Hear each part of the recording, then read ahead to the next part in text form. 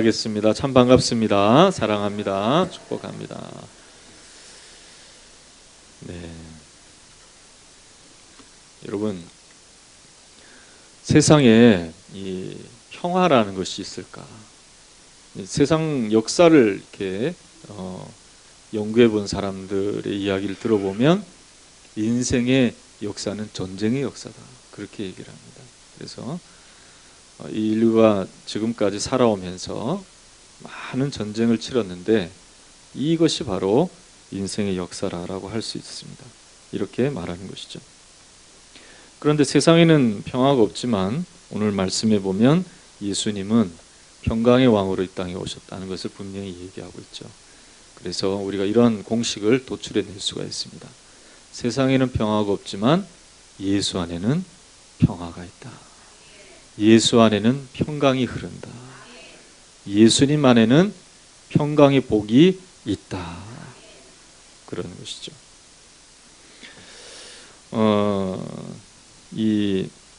예전에 1914년에 12월 24일 그때가 어느 때냐면요, 1914년에 태어나신 분들이 계시는지는 모르겠어요.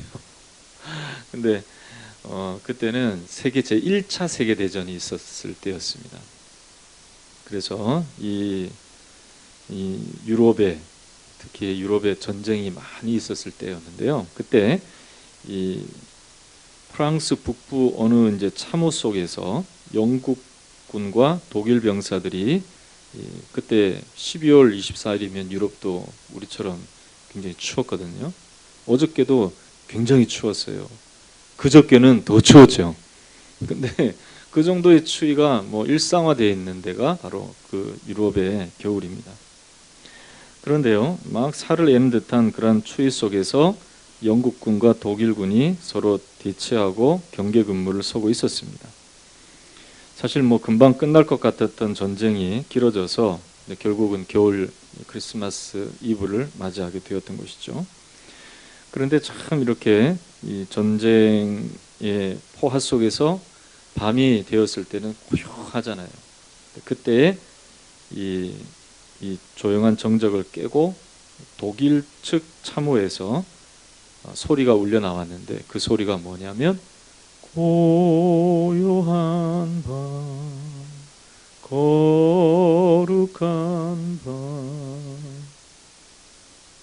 어둠에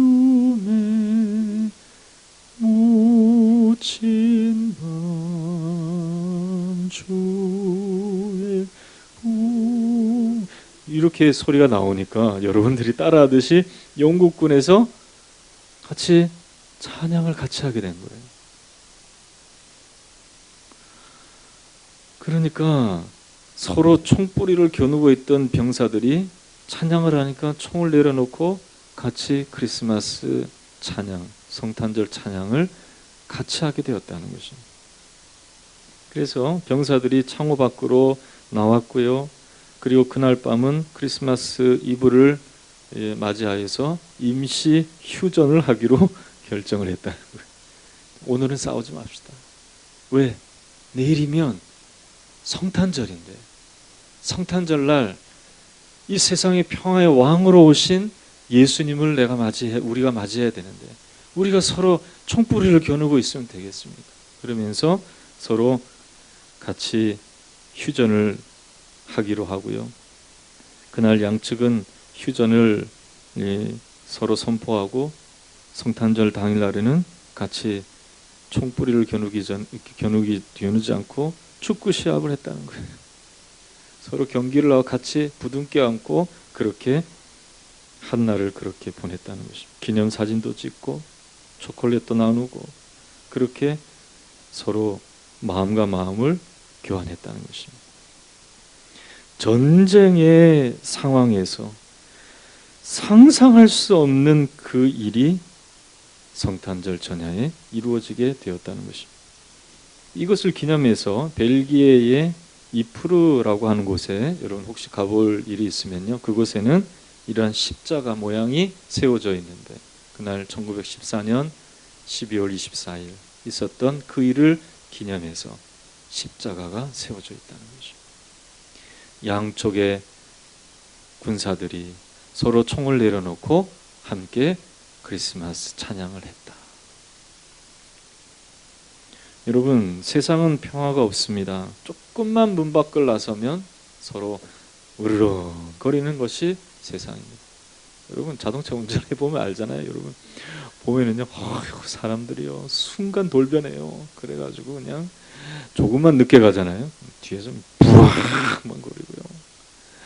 조금만 뭐 신호가 조금만 뭐 차선이 조금만 잘못되면요, 갑자기 그냥 빵빵거리고 막 끼어들고 그렇게 살아갑니다.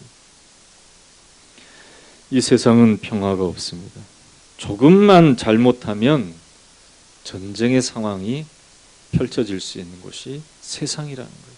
여러분, 우리 문재인 대통령께서도 한반도 평화 프로세스를 외치고 휴전선에서 그렇게 평화를 외쳤지만 조금만 지나니까 북한이 갑자기 뭘 쏘아대기 시작하고, 그리고 뭐 지금 상황은 좋지 않다고 또 트럼프 대통령하고 전화하는 그런 것이 기사에 뜨기도 했습니다. 결국 어떻게 보면 이 러시아의 문학가인 톨스토이가 얘기한 것처럼 전쟁과 평화, 사람들은 전쟁을 통해 평화를 얻으려고 한다는 거예요. 그래서 나폴레옹처럼 승리를 해야 평화가 온다. 그러지만은 결국 그렇지 않다는 거예요. 인생 살아보면 아무리 나폴레옹식 야망을 가지고 역사의 주류가 되고 싶어 하고 내가 이겨야 평화가 오지 않겠냐 그러고 막 싸우지만, 그런데 인생을 살다 보면 다 느끼는 것이 파괴와 슬픔뿐이라는 거예요. 여러분, 우리의 인생이 그렇게 될 수 있기 때문에 우리는 이 세상의 마음을 두고 살아가는 것이 아니라 우리는 우리 주님께 우리의 마음을 드리고 살아갈 수 있는 자가 되어야 할 줄로 믿습니다. 따라합시다. 예수님은 평화의 왕이시다. 여러분, 예수님이 오셔서 그냥 세상의 악한 자들을 한꺼번에 쓸어 담으셔가지고 그냥 마치 전쟁에서 그냥 한꺼번에 폭격을 하듯이 예수님이 악한 사람들을 한꺼번에 다 그냥 죽이시고 평화의 왕으로 그냥 등극할 수도 있었을 거잖아요. 근데 예수님은 전쟁하지 않으셨어요. 예수님은 사람과 사람과의 맡긴다움을 하시고 하나님과 하나님 사람과의 맡긴다움을 하시고, 그 하시기 위해서 자기들이 안 죽으려고 하니까, 이 사람들끼리 이렇게 서로가 안 죽으려고 그러니까 예수님이 돌아가 버리신 거예요. 그래서 결국은 두 사이의 간극을 예수님이 메꿔주신 거예요. 여러분, 이러한 사실을 이사야는 오늘 평화를 이루어내신 메시아이신 예수 그리스도의 오심에 대해서 이렇게 오늘 우리가 읽은 본문의 예언에 이렇게 말씀하고 있습니다. 2절과 6절에 있는 말씀을 보면 흑암의 해가 든 백성이 큰 빛을 보고 사망의 그늘진 땅에 거주하는 자들에게 빛이 비치도다. 6절에 보니까 이는 한 아이가 우리에게 낳고 한 아들을 우리에게 주신 바 되었는데 그의 어깨는 정사를 메었고 그 이름은 기묘자라 모세라 전능하신 하나님이라 영전하시는 아버지라 평강의 왕이라 할 것임이라 그랬습니다. 이 세상은 보면 2절에 흑암의 해가 든 백성이 큰 빛을 봤다고 말씀하시는 것처럼 어두운 거예요. 서로 마음이 어두워서 서로를 볼 수 없는 그러한 상황 속에 빠지고 만 거예요. 여러분, 그렇잖아요. 서로 이렇게 마음이 잘 전달되지 않으면 그 사람이 무슨 생각을 하고 있는지 잘 모르잖아요. 마치 캄캄한 방에 서로를 잘 분별하지 못하는 것처럼 그 속을 알 수가 없는 거예요. 도대체 무슨 생각을 하는지, 무슨 판단을 하고 있는지 모르는 거예요.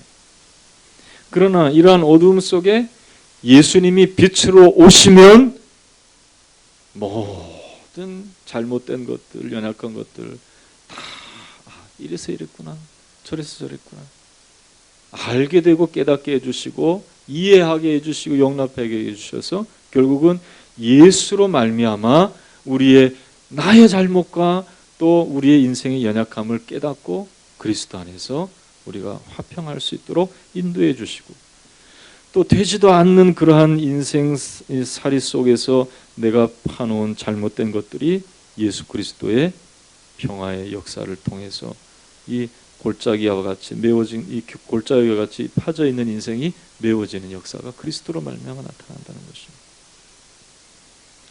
여러분, 예수님을 우리의 왕으로 모셔드리시기를 예수님의 이름으로 축원합니다. 그러면 마음의 평강이 막 흘러나오는 거예요. 주님이 저 멀리 계시니까 평강의 역사를 내가 경험하지를 못하는 거예요. 주님이 내 안에 오셔서 나의 왕이 되시고 나를 다스리시는 하나님이 되어주시고 나를 인도해 주시고 내 연약한 이 인생을 일으켜 세워주셔서 주님의 평강의 복이 흘러갈 수 있도록 나를 사용하여 주시옵소서.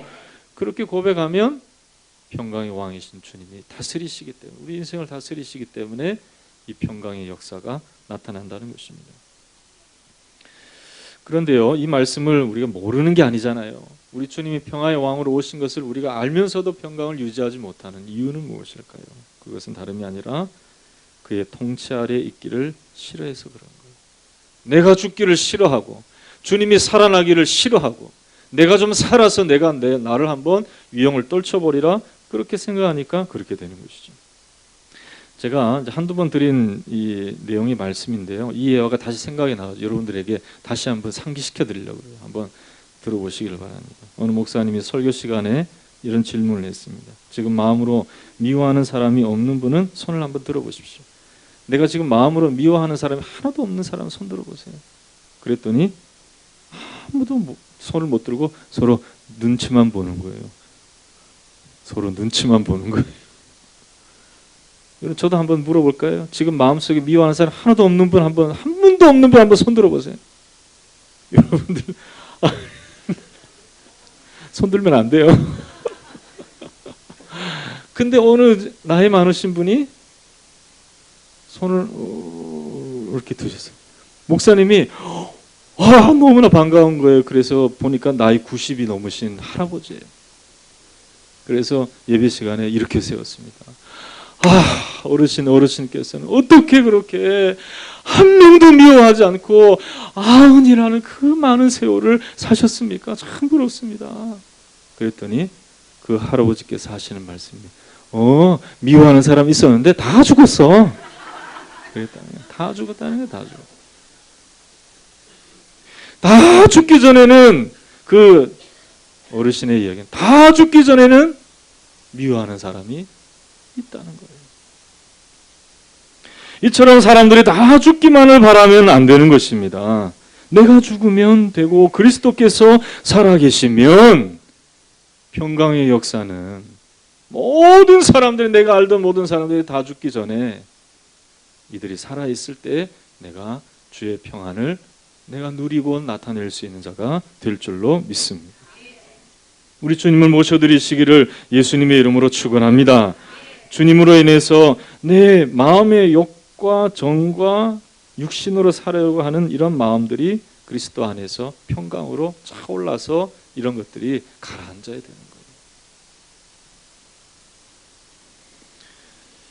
여러분, 예수님은 탄생부터가 평강이었습니다. 그래서 누가복음 2장 14절에 지극히 높은 곳에서는 하나님께 영광이요 땅에서는 하나님이 기뻐하신 사람들 중에 평화로다. 천사들이 예수님이 나셨을 때 노래했어요. 따라합시다. 하늘에는 영광이요 땅에는 평화로다. 아기로 오신 예수님이 이 땅에 오셨으니 이제 평화의 서막이 열렸구나. 그 노래를 이제 천사들이 한 거예요. 예수님이 평강의 왕으로 오셨는데 세상은 여전히 막 예수님을 모함하고 죽이려고 하고 그랬잖아요.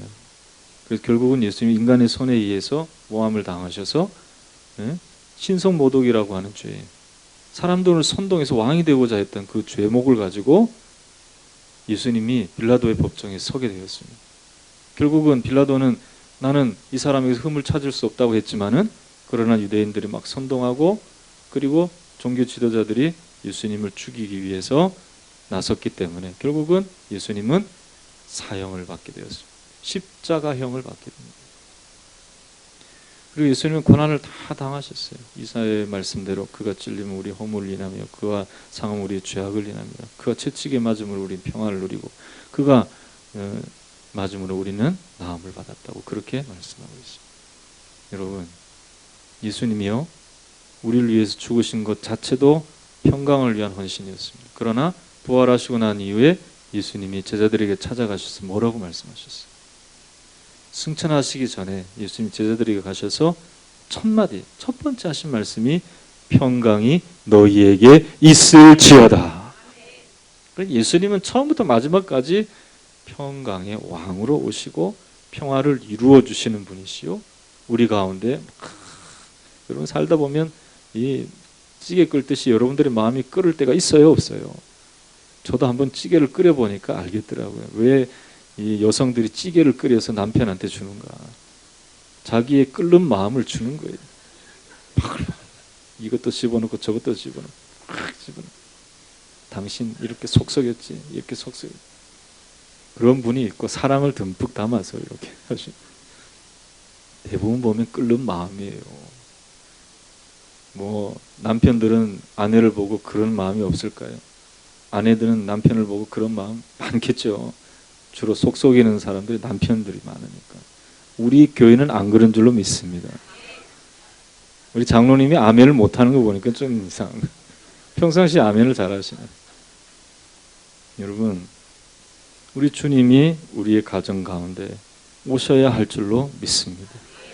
그래야지 평강이 흐르는 거예요. 우리 주님은 처음과 마지막이 평강이셨습니다. 그러므로 우리 주님이 우리 가운데 오시면 이렇게 생각해야 돼요. 주님 오셨음으로 인해서 이제 내가 예수님 모셔드렸으니까 우리 가정에 평강의 서막이 열렸구나. 할렐루야. 그러니까 주님처럼 나도 고난을 당하면 나중에 평강을 선포할 수 있는 자가 되겠지. 나도 주님처럼 내가 고난, 역경이 있고 내가 막 어려움이 있고 내가 좀 평강을 좀 나타내려고 하면 막 시기하는 사람들이 있어서 그것 때문에 내가 막 고통당하고 어려움이 있어도 주님 끝까지 붙잡고 내가 부활의 주님처럼 승리하면 내가 평강을 선포할 수 있겠지. 그 믿음으로 여러분들이 산다면 왜 평강의 역사를 이루시는 하나님을 놓치고 살아가겠습니까? 여러분, 오늘 이 평강의 왕은 우리 가운데 어떤 일을 행하시는, 우리가 이 믿음으로 평강의 왕이신 주님을 모셔드릴 때 우리 가운데 행하시는 역사가 있는 거예요. 우리 주님이 우리의 삶에 오셔서 이루어내시는 일들이 있어요. 그게 뭐냐면 오늘 이사야는 이렇게 고백하고 있습니다. 우리에게 따라합시다. 즐거움을 주신다. 여러분, 이 시냇물이 노래하는 이유를 아십니까? 시냇물은 졸졸졸졸죠. 예? 졸졸졸졸 노래하는 이유가, 소리를 내는 이유를 아십니까? 모르죠. 돌이 구르는 소리예요. 그게. 이 잔돌부터 시작해서 큰 돌에 이르기까지 돌이 굴러가는 소리. 물이 부딪히는 소리이기도 하지만 돌에 부딪히거나 돌이 굴러가거나 하는 그런 소리들이 시냇물이 흐르는 소리를 내는 거예요. 여러분, 고난이 없으면 우리는 우리의 인생에 정말 말할 수 있는 그런 것이 우리 가운데 없을 수도 있습니다. 그냥 고요할 뿐일 수도 있어요. 그러나 이 소리가 우리 가운데 즐거움을 줄 수 있는 이유는 주님이 고난의 현장에 함께 하시기 때문인 것을 믿으시기를 주의 이름으로 축원합니다. 그렇습니다. 이스라엘의 지도자인 모세는요, 우리의 인생에 대해서 수고와 슬픔뿐이라고 했지만은요, 이러한 수고와 슬픔뿐인 우리 인생 가운데 주님이 오셔서 이 평강의 노래로 바꿔주시는 거예요. 축복의 노래로 바꿔주시는 거예요. 우리로 하여금 찬양할 수 있도록 그렇게 만들어 놓으시는 거예요. 그래서 오늘 3절의 말씀을 보면 주께서 이 나라를 창성하게 하시며 그 즐거움을 더하게 하셨으므로 추수하는 즐거움과 탈취물을 나눌 때의 즐거움같이 그들이 주 앞에서 즐거워하오니라고 말하고 있습니다. 이거는 찬양하는 걸 말하는 거예요. 그러니까 여러분, 우리나라에도 추수할 때 추수 노동요를 부르잖아요. 사람들이 또 풍요로운 또 그러한 이 곡식을 안고 막 노래를 부르잖아요. 그런 것처럼 오늘 이사야는요, 하나님 평강의 왕이신 예수님이 오시면 우리가 이러한 즐거움의 노래를 부를 수 있다는 것을 말하고 있는 것입니다. 예전에 제가 읽었던 글 중에서요, 만물상의 어머니의 입이라고 하는 그런 화가 김종병 씨의 이 스토리를 제가 본 적이 있습니다. 제가 그 내용을 보고 우리 어머니의 삶도 한번 반추해 봤어요. 우리 어머니가 어떻게 살아오셨는가. 참 어머니도 힘든 삶을 사셨다는 것을 제가 기억하고 있어요. 세상의 어머니들이 힘들지 않는 어머니들이 어디 있겠어요. 남편 내조하고 자식들 양육하고 얼마나 힘들겠어요. 그런데요, 어머니가 은혜 받고 평상시에 보니까 하나님과 동행하는 그런 기쁨 속에 살아갈 때는요, 힘들어도요 입에서 항상 찬송이 흘러나오더라고요. 할렐루야. 여러분, 고난이 깊어도요 찬송이 흘러나올 수가 있는 거예요. 우리 주님이 나와 함께 하시니까 이 고난으로 인해서 더욱 주님께 나아가고 주의 앞으로 내게 주실 축복을 기대할 수 있도록 나를 인도해 주시니까 내가 이 평강의 주님이 나를 붙잡아 주시니까 내가 어찌 찬양할 수 없겠습니까? 그렇게 고백하는 것이죠. 그래서 이 김종병이라고 하는 사람도요, 이 노동요처럼 불려지는 노래가 있는데 그것이 찬송이었다는 것이죠. 그래서 이 찬송에 대해서 이렇게 표현했습니다. 인생이라는 절망의 바다를 저어가며 토해내는 희망의 소리다. 그렇게 말을 했어요. 여러분, 조금 더 제가 여기다 보태서 얘기한다면요, 참 절망이라는 바다를 저어가며 토해내는 하나님의 축복의 메시지요, 즐거움의 메시지다. 저는 그렇게 말하고 싶어요. 여러분, 예수 그리스도를 붙잡고 우리가 삶을 살아가다 보면 어려움을 경험하지 않을 수가 없습니다. 오히려 더 어려워질 수도 있어요. 그냥 예수 안 믿고 그냥 살아가는 것보다, 제 마음대로 살아가는 것보다 주님 말씀대로 살아가는 게 더 힘들 수도 있어요. 그렇죠? 내 마음대로 막 그냥 나에게 힘들게 하는 사람들 막 감정적으로 쏟아버리고 그냥 난 뒤끝이 없다고 얘기하겠지만 그럴 수도 있어요. 그러나 내가 참는 거잖아요. 예수님 때문에 참는 거예요. 그러나 마음에 우리가 그냥 찌개처럼 부글부글 끓는 마음이 있는 것이 아니라 평강의 하나님의 역사를 통해서 내 마음속에 어떤 것이 흘러나와야 되냐면 찬송의 소리, 하나님이 내게 행하신 것들을 또 앞으로 행하실 것들을 기억하면서 우리가 하나님을 찬양하고 송축하는 소리가 흘러나와야 할 줄로 믿습니다. 하나님이 그렇게 해주시겠다는 거예요. 우리에게 즐거움을 주시겠다는 거예요. 믿습니까? 그것을 예로 든 것이 무엇이냐면 4절이에요. 뭐냐면 4절에 이는 그들이 무겁게 맨 멍에와 그들의 어깨의 채찍과 그 압제자들의 막대기를 주께서 꺾으시되 미디안의 날과 같이 하셨음입니다. 참 우리가 잘 이해 안 되는 본문이죠. 우리의 배경에서는 성경을 읽어본 사람들이라면 알겠지만 이 미디안 날이라는 것은 뭘 말하냐면 우리가 성경에 있는 사사기를 읽어보면은 잘 알듯이 이 기드온의 300용사가 이 미디안의 연합군을 물리치는 그때를 말하는 거예요. 그러니까 기드온과 300용사는 사실 한 거는 별로 없어요. 이 항아리에다 횃불 들고 나팔 분 거밖에 없어요. 항아리 탁 깨트리고 나팔 분 거밖에 없어요. 그러나 하나님께서 모든 것을 이들 앞서서 다 행해 주셨다는 거예요. 이들의 큰 문제가 미디안이죠. 미디안이라는 거 그 큰 문제가 이스라엘 백성 가운데 있었는데 이 미디안의 날은 어떤 날이었냐면 이스라엘이 고통당하는 날이 아니라 하나님의 영광이 나타나는 날이에요. 여러분, 하나님이 우리와 함께 하시면 이런 미디안의 날과 같은 평강의 역사를 통해 우리가 마치 추수하는 일꾼처럼 탈취물을 나눈, 예전에는 탈취물이라는 것은 남의 것 빼앗는 것이 아니라 성을 점령했을 때 얻는 걸 말하는 거예요. 그러니까 어떤 일을 성취하는 그러한 기쁨과 같은 놀라운 은혜를 미리 맛보고 하나님 앞에 찬양할 수 있도록 우리 가운데 즐거움을 주실 것이다.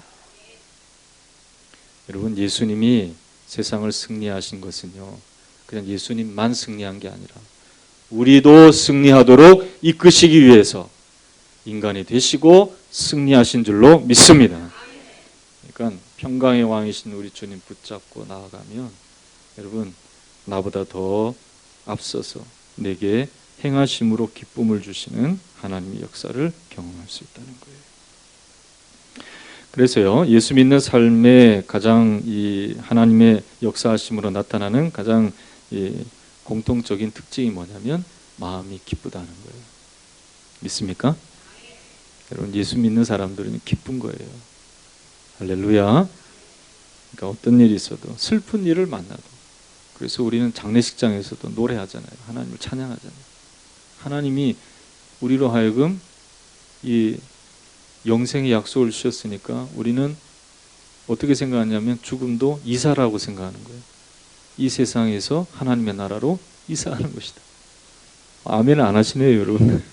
이사 가기 싫으세요? 이사 가기 싫은 분들 계시겠죠. 그러나 더 좋은 곳으로 옮겨주시는 거예요. 그러니까 노래할 수 있는 거예요.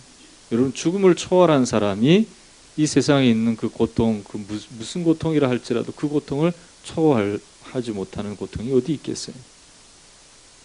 우리 주님이 나와 함께 하심으로 이러한 모든 것들을 넘어서게 하시는 은혜 속에서 나를 붙들어 주심을 믿고 우리는 삶을 살아가야 할 줄로 믿습니다.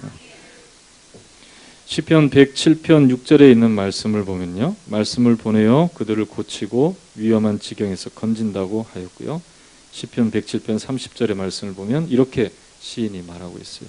그들이 평안함으로 말미암아, 따라합시다. 그들이 평안함으로 말미암아 기뻐하는 중에 여호와께서 그들이 바라는 항구로 인도하시는도다. 여러분들의 동력이 떨어졌습니까? 그러면 우리 주님께 빨리 SOS를 치세요. 우리 주님이 오셔서 우리의 인생을 끌어주시는 예인선이 되어주실 줄로 믿습니다. 아주 그냥 오셔서 선장이 되셔서 고쳐주실 수도 있어요. 그래서 우리의 배가 정말 소원의 항구에 입항할 수 있도록 우리 인생의 배를 인도하시는 하나님의 역사가 예수님으로 말미암아 나타날 때 우리는 여러 가지 환난과 역경이 있고 여전히 해결되지 않는 문제가 우리 앞에 있다 할지라도 기뻐할 수 있는 거예요. 따라합시다. 하나님께서 내게 기쁨을 주신다. 그것을 믿고 여러 가지 환난 속에서도 우리 주님 바라보고 기뻐할 수 있기를 주님의 이름으로 축원합니다. 제 집사람 얘기하면 또 안 되겠지만요, 여러분들 한번 잘 들어보세요. 우리 집사람이 있어 유일한 희망이 뭡니까? 우리 주님이시죠. 그렇죠? 근데 집에서 유일한 희망은 누구겠어요? 저겠어요? 여러분, 저는 꿈에도 생각을 안 해요. 물론 이제 제가 그런 이 공급자가 돼야 되겠죠. 그러나 보다 더 우리 집사람에 있어서 소망이 뭐예요? 그렇죠. 우리 딸, 두 딸, 토끼 같은 두 딸, 그리고 아들 잘 되어지는 거, 그거 보는 거 소망일 거예요. 그러니까 애들을 보면 얼굴이 달라요. 저 볼 때는 약간 좀 이렇게 묘한 감정이 있는데, 예? 희노애락이 막 섞여 있는데 애들 보면 아멘을 안 하시네요. 여러분, 우리 주님 바라보면서 여러분들이 참 유일한 소망을 얻으시기를 예수님의 이름으로 축원합니다. 좀 기뻐하시기를 예수님의 이름으로 축원합니다. 예수님 보면서 참 뭐 무슨 나에게 무거운 짐 맡겨주는 사람처럼 그렇게 생각해서는 안 돼요. 우리 주님 바라볼 때, 아 그래, 예수님이 나의 소망이 되시는구나. 나의 인생의 유일한 소망은 주님이시구나. 그래서 주님 바라보고 기뻐할 수 있는 그런 은혜를 위로부터 부여함을 받는 역사가 나타나시기를 예수님의 이름으로 축원합니다. 그렇습니다. 여러분 마음에 큰 기쁨으로 우리 주님이 역사해 주실 줄로 믿습니다. 함께 해주시고 내 문제를 해결해 주시고 하시는 그런 역사 속에서 이런 마음의 기쁨을 주시는 거예요. 두 번째로는 일을 이루시는 하나님이 열심히 있다는 것을 분명히 말씀해 주시면서 하나님 평강의 왕이신 주님이 오셔서 우리를 대신하여 모든 일을 이루어 주신다는 것을 말씀하고 있습니다. 자, 한번 봅시다. 7절에 있는 말씀을 우리 읽겠습니다. 7절 읽겠습니다. 시작. 그 정사와 평강의 더함이 무궁하며 또 다윗의 왕자와 그의 나라에 군림하여 그 나라를 굳게 세우고 지금 이후로 영원히 정의와 공의로 그것을 보존하실 것이라. 만군의 여호와의 열심히 이를 이루시리라. 아멘. 그랬습니다. 여기서 말하는 다윗의 왕자라는 것은 이스라엘 남 유다의 대해서 얘기하시는 거예요. 이것은 좀 더 확장시켜서 하나님의 백성들을 말하는 것입니다. 그 나라를 굳게 세우고 공의와 정직과 그것으로 영원히 보존하시는 이 일은 누구로 말미암아 이루어지냐면 평강의 왕이신 예수님을 통해서 또 이 예수님을 보내주신 여호와의 열심히 이 일을 이룰 것이다 라고 말씀하고 있습니다. 따라합시다. 하나님께서 모든 것을 이루신다. 여러분, 이것을 우리가 분명히 믿고 하나님이 내 삶에 이루실 것들을 좀 생각해 보세요. 지금 나는 병들고 연약하고 나이가 들었지만은 그건 아니에요. 주님이 오시면 내 안에 행하실 일이 반드시 있을 줄로 믿으시기를 주의 이름으로 축원합니다. 그래서 나를 변화시켜 주시는 거예요. 나를 새롭게 해주시는 거예요. 예레미야 33장의 말씀을 보면은 이 일을 행하시는 여호와, 그것을 만들며 성취하시는 여호와, 그 이름을 여호와라는 이가 이같이 이르노라 그랬어요. 한번 따라하겠습니다. 너는 내게 부르짖으라. 내가 내게 응답하겠고. 그렇게 말씀합니다.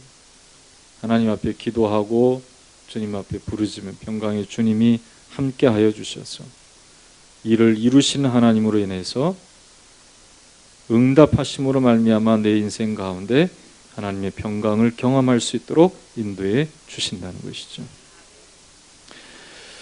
여러분, 성경의 말씀을 조금 더 제가 인용해서 말씀을 드리면은 이 하나님의 일을 행하시는 것을 사도 바울도 그렇게 얘기를 했습니다. 이 고린도전서 15장 10절의 말씀을 보면 그러나 내가 나된 것은 하나님의 은혜로 된 것이니 내게 주신 그의 은혜가 헛되지 아니하여 내가 모든 사도보다 더 많이 수고하였으나 내가 한 것이 아니요 오직 나와 함께 하신 하나님의 은혜로라. 그렇게 말했어요. 사도 바울이 얼마나 부지런합니까? 능력도 많습니다. 그래서 교회를 위해서 정말 힘있게 헌신했지만은 고린도 교회에 이야기하고 싶었던 게 뭐냐면 내가 한 거 아무것도 아니야. 다 하나님이 행하셨어요. 정말 주님을 모셔드리고 주 안에서 마음이 평화로운 사람이 느끼는 그러한 영적인 감각인 거예요. 여러분, 고린도 교회는 어떤 교회냐면요, 다 내가 했다고 막 하는 그러한 사람들이 많이 모여가지고 막 서로 찢어져서 싸우는 교회였어요. 내가 했어, 은사도 내가 받았어, 내가 성경 말씀 더 잘 알아. 그런 사람들이 막 모여 서로를 막 그냥 비난하고 막 그냥 그러는 교회가 고린도 교회였어요. 근데 그 교회에 바울은 내가 한 거 하나도 없다. 내가 한 거 하나도 없어. 다 하나님이 행하셨어. 하나님의 은혜가 나를 만들어 주셨어. 그렇게 고백하면서 하나님의 은혜를 통해서 하나님께서 내 인생 가운데 역사해 주신 것을 말했습니다. 하신 것을 믿으며 행하신 것을 믿으며 마음의 평안이 흘러넘치게 될 줄로 믿습니다. 그래서 모든 것을 이루신 하나님이 열심히 나와 함께 하심을 믿고 주님께 내어 맡겨야 되는 거예요. 여러분, 평강의 왕이 오시면 주님이 지금부터 여러분들의 삶 가운데 영원까지 여러분들을 위해서 열심을 가지시고 하나님의 뜻을 이루시기를 원하시는 하나님이심을 믿으시기를 주의 이름으로 축원합니다. 그래서 어느 목사님이 그런 말을, 은퇴하신 목사님이 목회 경험을 얘기할 때 이렇게 얘기하더라고요. 내가 목회를 수십 년 동안 해본 결과 이런 결론을 내릴 수 있는데 내가 하려고 하니까 다 힘들었다는 거예요. 내가 전도도 하고 내가 봉사도 하고 내가 헌금도 하고 내가 한번 해보려고 내가 막 그러면서 할 때는 너무 힘들었다는 거예요. 그런데 하나님께서 하시도록 내어드렸더니 모든 일이 쉽더라. 할렐루야. 저도요, 그 이야기를 듣고 그래, 내가 하는 거 아니에요. 우리 주님이 하시는 것이지. 내가 뭔가를 해보려고 할 때 그때 엇박자가 나고 막 그냥 힘들어지고 내가 의도치 않았던 일들이 막 벌어지고 막 그런다는 거예요. 내가 오직 할 일은 하나님을 의지하는 길밖에 없구나. 주님께 더 기도하고 주님이 주시는 마음을 품고 더 사랑하고 주님이 주시는 말씀을 따라서 헛된 세상에 빼앗기지 않으려 하나님의 뜻을 이루려고 결단할 때 하나님이 다 행해 주시는구나. 여러분, 그것을 저만 깨닫지 말고 여러분들 다 이미 깨달은 대로 행할 수 있기를 주의 이름으로 축원합니다. 바울은 로마에 있는 이 로마 감옥에 있을 때 빌립보 교인들에게 그렇게 말했습니다.